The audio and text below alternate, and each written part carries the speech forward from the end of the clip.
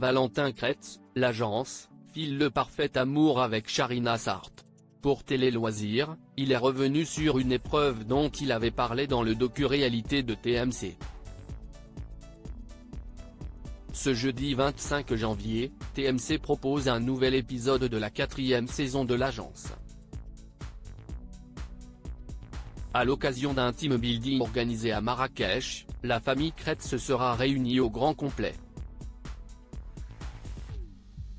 Olivier et Sandrine, les parents fondateurs de l'entreprise spécialisée dans les biens immobiliers de luxe, leurs 4 fils et leur moitié, excepté pour le Benjamin Raphaël toujours un cœur à prendre.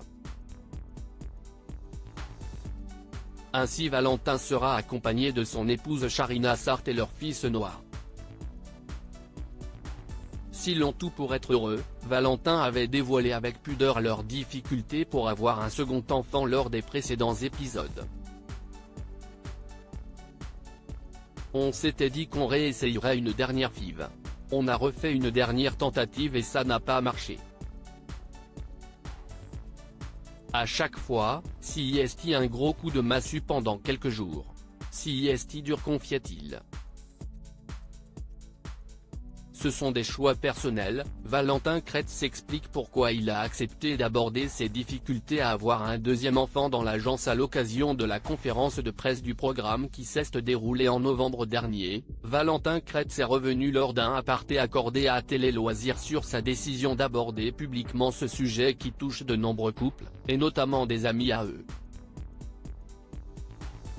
Je pense que ce sont des choix personnels, il y en a qui ont du mal à en parler, mais pas nous, donc on était d'accord pour le partager, explique-t-il avant de préciser à propos des retours reçus suite à leur témoignage. On a été beaucoup remerciés par des couples qui sont dans ces situations, qui ont du mal et qui sont plus pudiques sur ces questions.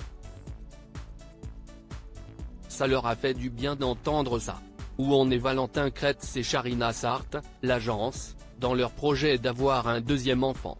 Lors de notre entretien, Valentin confie également ne pas avoir trop avancé sur leur projet d'avoir un deuxième enfant. À l'époque, le couple envisageait de se tourner vers l'adoption, comme il l'expliquait dans le docu-réalité. On ne perd pas espoir.